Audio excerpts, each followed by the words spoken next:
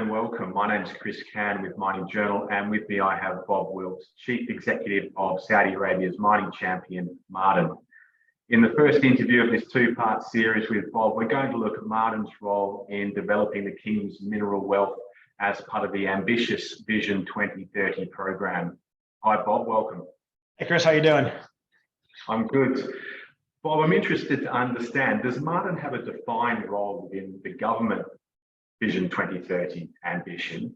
And if it does, what does that look like? Or is that more something that corporately you've developed internally? No, absolutely. We're an integral part of Vision 2030. If you think about what Vision 2030 represents, it's a holistic transformation of the Kingdom of Saudi Arabia that includes the diversification of the economy away from dependency on oil and fossil fuels. The underdeveloped resources in the kingdom include tourism and minerals and mining. So you're seeing right now a massive expansion of the tourism industry with giga projects and tourism, new airlines. But at the same time, we believe that there are probably $1.3 trillion worth of mineral valued minerals in the deserts of Saudi Arabia that have heretofore been underexplored. Now we've already got a great phosphate business. You know, we're the second largest phosphate exporter globally. We've got a decent sized aluminum business, and we've got a burgeoning gold business.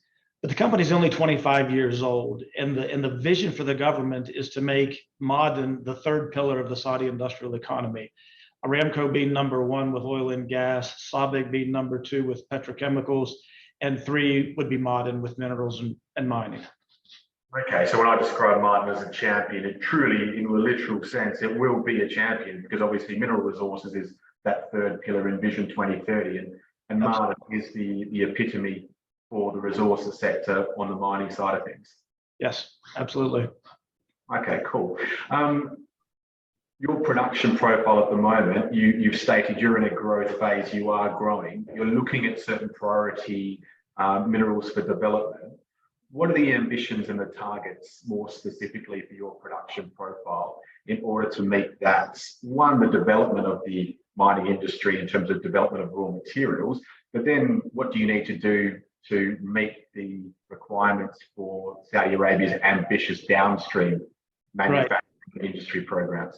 And that's a really interesting question, Chris, because we've kind of got two axes there. One is organic growth, and it's the development of the existing businesses we've got, along with what I would describe as probably the world's largest single jurisdiction exploration program. So as I mentioned, we've got a decent phosphate business. We make about 6 million tons annually of phosphate.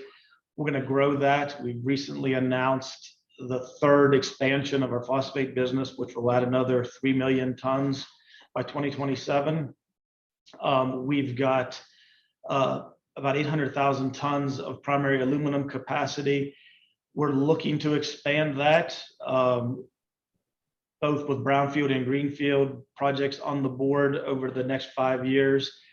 And then the base metals and new minerals business is the one where it's dependent on our exploration success. So we've got 6 gold mines. We're commissioning our 7th right now, Mansourah Mansara, about 250,000 ounces annually.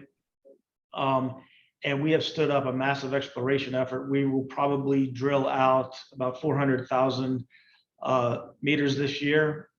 So, you know, that one's dependent, but the overall aspiration organically in the kingdom is to grow EBITDA by 10x by 2040.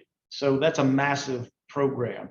But we've got to do that in a financially responsible manner. We don't want to over leverage the balance sheet. So we've got a capital allocation program that's focusing on value and returns as well. So it's not growth at all costs.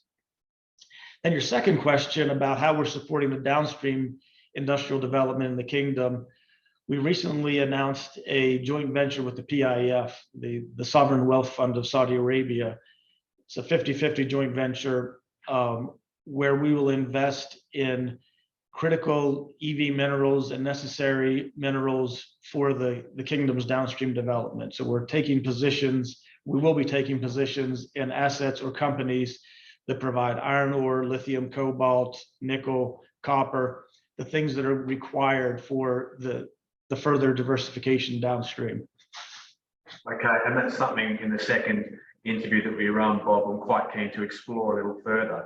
Just going back to your corporate growth and your domestic ambitions, well, I suppose just your corporate ambitions as a company.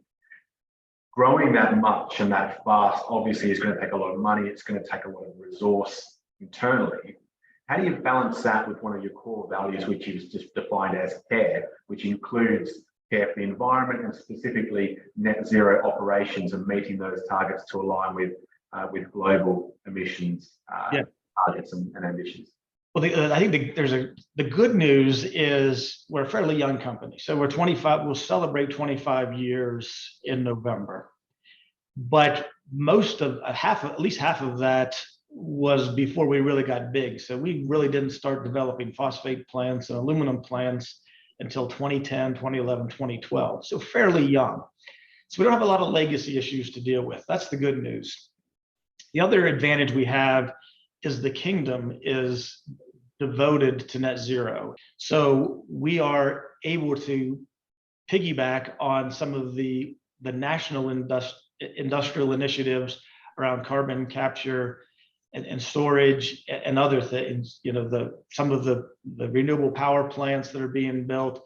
So we're able to take advantage of what the kingdom is offering in the ESG space as well as we build out our new plants. Okay, and you're also relative to this relevant to the growth phase that you're currently in, that takes a lot of human resource as well. Saudi, as we're all aware, isn't one of your traditional mining hubs. It's obviously more of a petroleum hub. Yep. How are you finding developing internal human resources and obviously those service industries as well that support you that you need, as opposed to having to bring those in as expat services? And I think that's the issue that keeps me up at night the most of anything, is the people side of this. As we grow, you know, we're about 6,800 direct employees now. And when you think about all the contractors that work with us, service providers, we're about 22,000 people every day in our fences. We've got to triple to quadruple that in the next 15 years to meet our growth ambitions. So, and at the same time, as I mentioned, you know, the travel and tourism sector is growing. You know, Aramco, SABIC, they haven't quit hiring either. So the country is on fire in a war for talent. So how we can become the employer of choice for young Saudis. Our Saudiization rate right now is about 75%, and we've got to keep it at around, I want to keep it at around that level.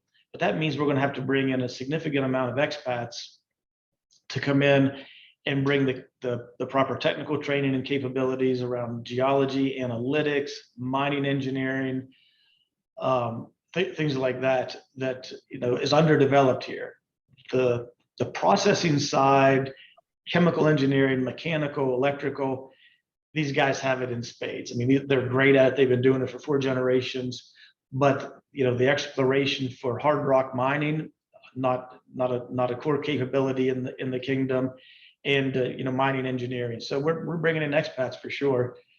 And my charge to the expats that we bring in is, you have to leave a legacy. We're here for a short time as guests to develop talent and leave something behind. Well, that's all we've got time for, unfortunately, but thanks so much for joining us. Sure.